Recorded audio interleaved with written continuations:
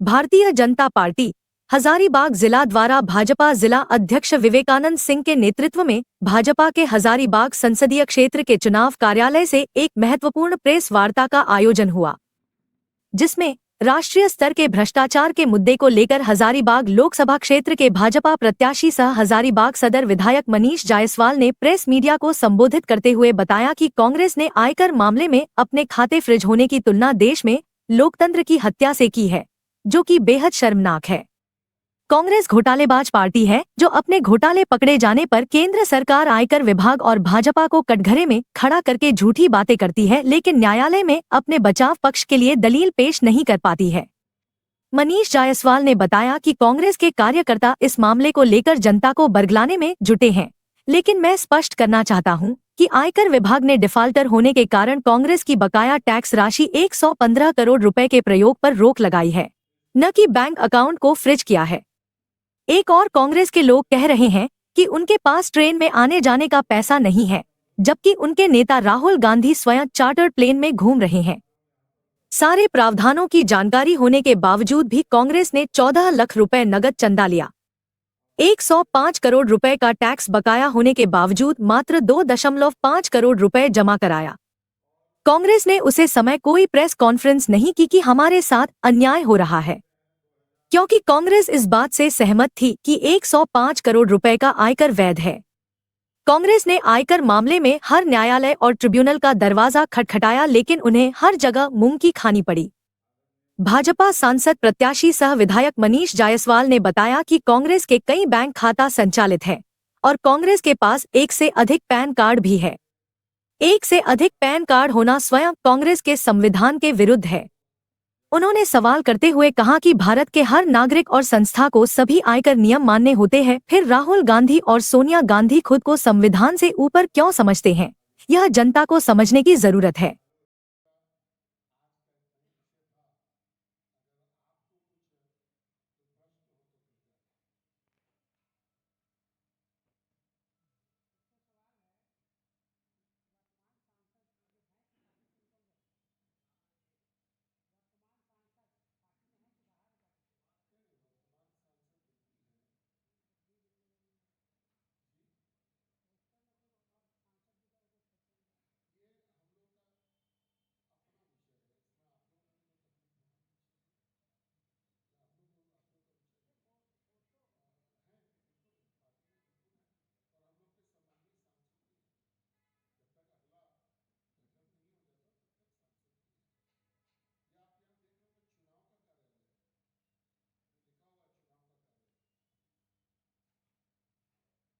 आपने देखा होगा कि टीवी पे बयान आ रहा था कुछ कांग्रेस के नेताओं का कि हम लोग चुनाव प्रचार क्या करेंगे, हम लोग के पास तो ट्रेन में जाने का पैसा भी नहीं है, खाने पीने का, होटल में रुकने का पैसा भी नहीं है, इनकम टैक्स ने मेरे अकाउंट को अटैच कर दिया है।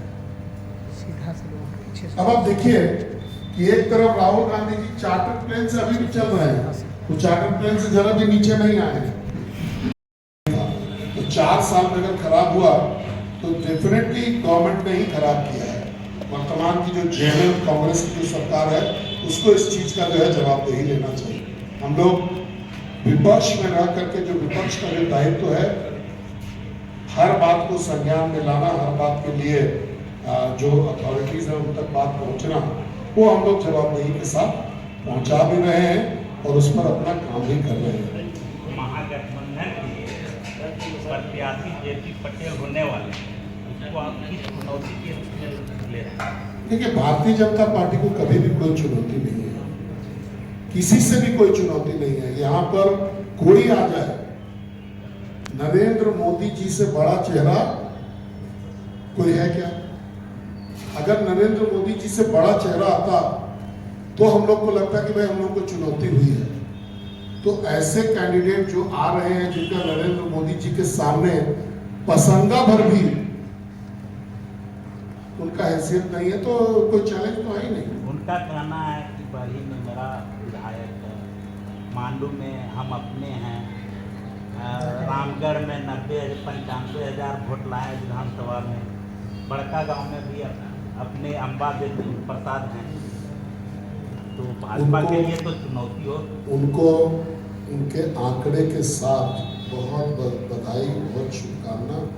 आंकड़े पर जिए, जमीन पर सच्चाई यहाँ यही है कि एक एक व्यक्ति मोदी जी के पाले में अपना वोट डालेगा।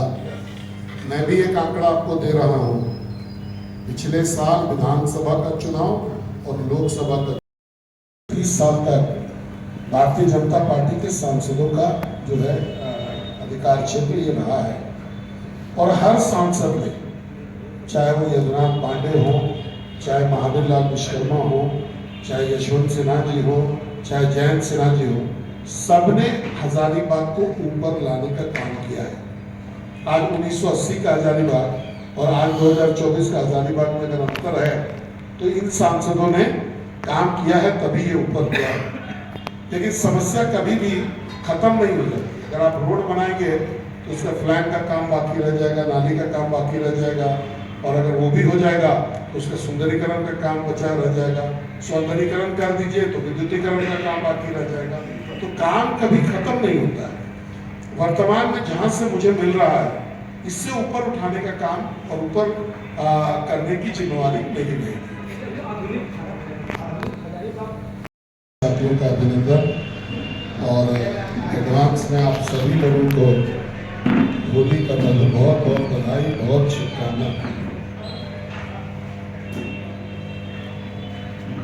ये अभी आप एक मुद्दा देख रहे होंगे जिसका हम लोग लिखित भी आपको देंगे, प्रेस रिलीज भी देंगे, कि कांग्रेस पार्टी के अकाउंट को इनकम टैक्स ने अटैच कर दिया है। अब इनकम टैक्स एक एक्ट है अपने आप में, इस देश का कानून है, और जितने भी उसके अंदर में जो पैन कार्ड होल्डर हैं उनको एक नियम और कानून का पालन करना पड़ता है। उसमें से हम भी हैं और उसमें से आप भी हैं। आपका भी बहुत सारा कंपनीज या जो भी जो चैनल होगा, व्यक्तिगत रूप से भी आप भी बहुत सारा इनकम टैक्स जो लोग फाइल करते हैं, तो वो हर साल रिटर्न फाइल करते हैं, हर साल अपना जो ड्यू टैक्स है उसका पेमेंट करते हैं।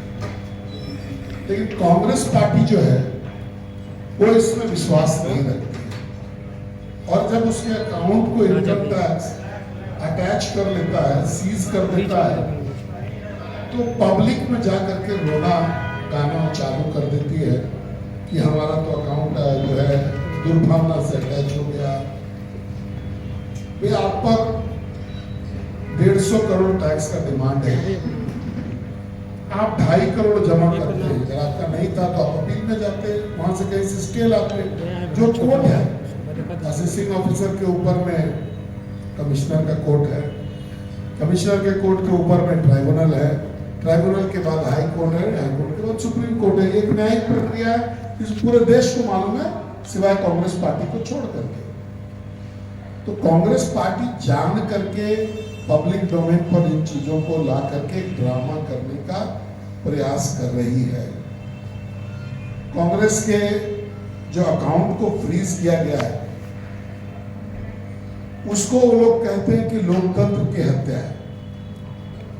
अभी जरा कोई बताए कि कोई डिफॉल्टर के अकाउंट को अगर कोई इनकम टैक्स का रिंग अगर अटैच करता है, तो ये तो टैक्स, बकाया टैक्स के रिकवरी का मामला है, ना कि कोई लोकतंत्र से हत्या का विषय है। तो ये सर्वनाक